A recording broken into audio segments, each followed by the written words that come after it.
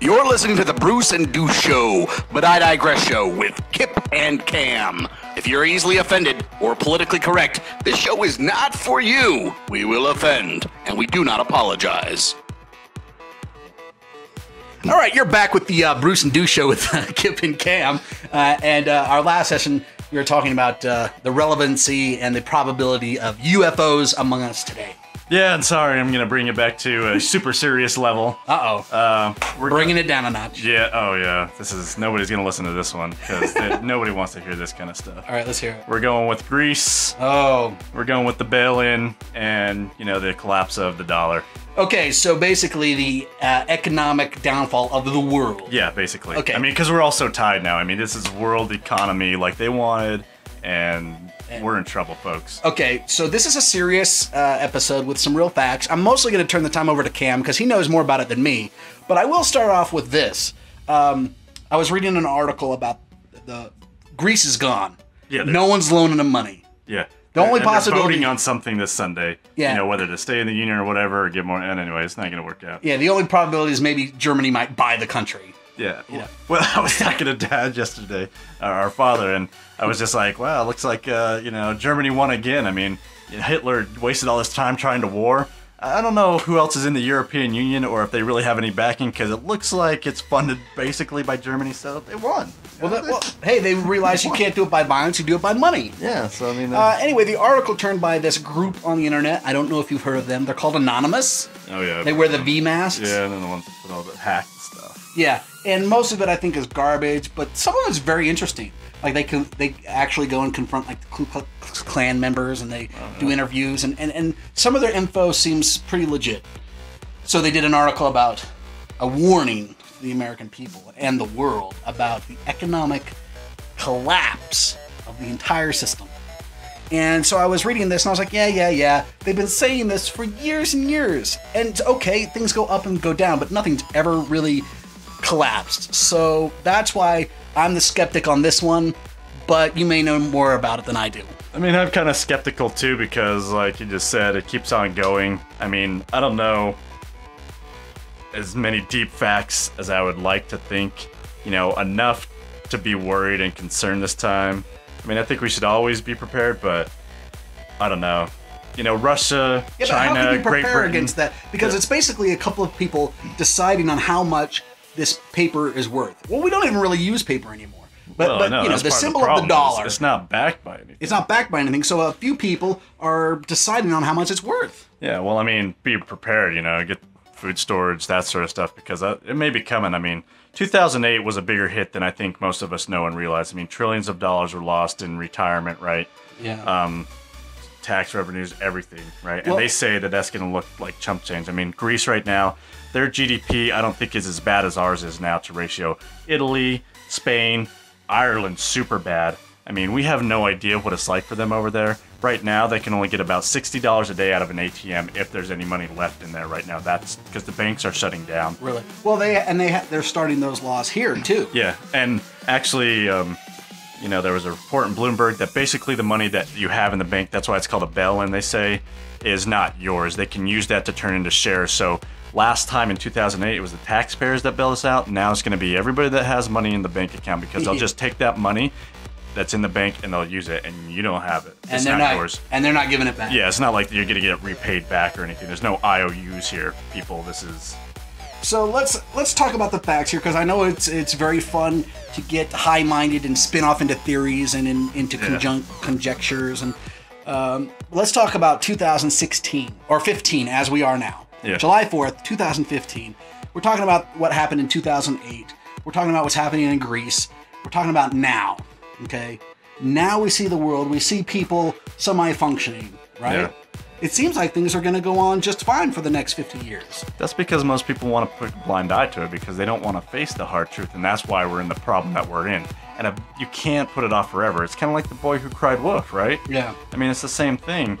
Oh, money's fine, well, debt, everybody's debting, right? I mean, how many trillions of dollars are there in student loan debt? I'm one of those people, right? With a lot, idiot. And, people have these big cars, houses. It cannot sustain itself. Just, logistically, there's no way. I've been unemployed for 6 months right now, and I can't find a job. Oh, that'd be nice. I'm just joking. No. I understand those terms, but I want to hear the serious facts of what could possibly happen. I mean, what are we actually going to see? Obviously, gas prices, the prices of living, let's say they stay the same. How can things go on in a perpetual motion with the money that is in the people's pockets now? Like, how can it continue to sustain itself? Yeah, if nothing changes, if nothing dumps, if everything continues on its course without any major upheavals, will it go on? It may kind of. I mean, I'm sure everybody's noticed that, everything's a little more expensive. Some things and packages are smaller.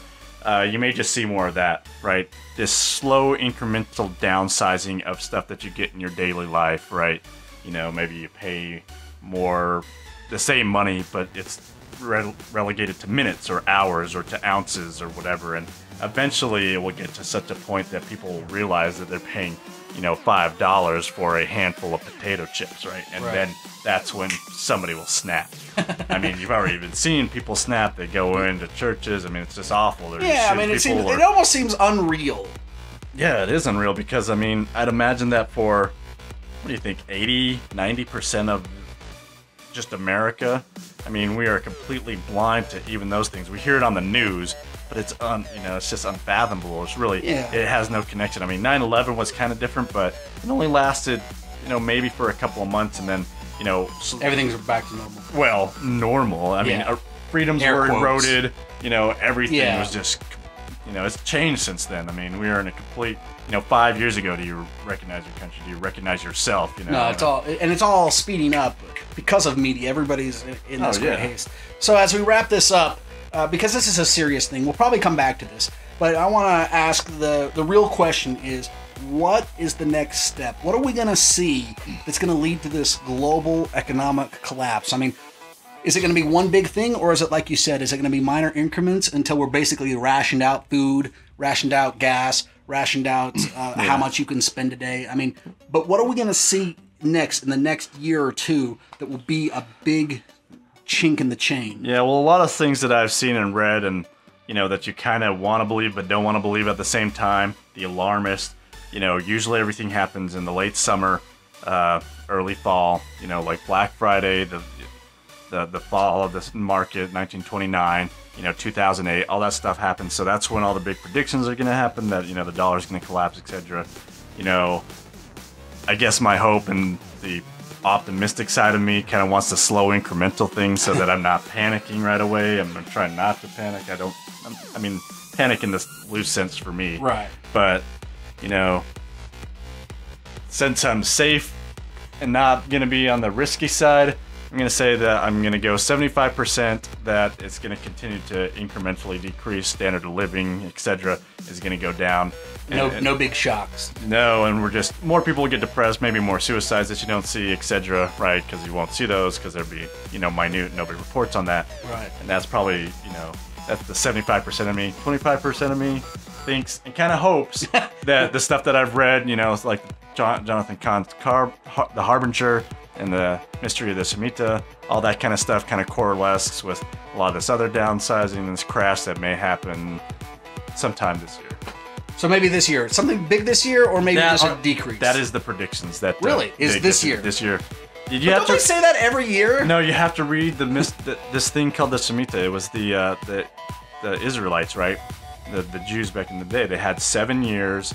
It's just like a week. Cycles. So they had 6 years of harvest, and the 7th year they would rest, apparently, according to the tradition, and they'd let the poor feed off the stuff that they would grow, right? But the Jews stopped doing that, and then God's judgments came. You have to read the books to really get into it, right?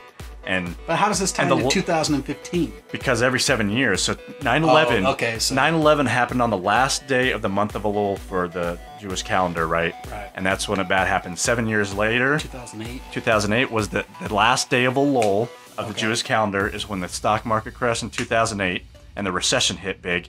And 7 years from then, the last day of Elul this year is going to be September 13th, and he predicts that the fall of the dollar will happen.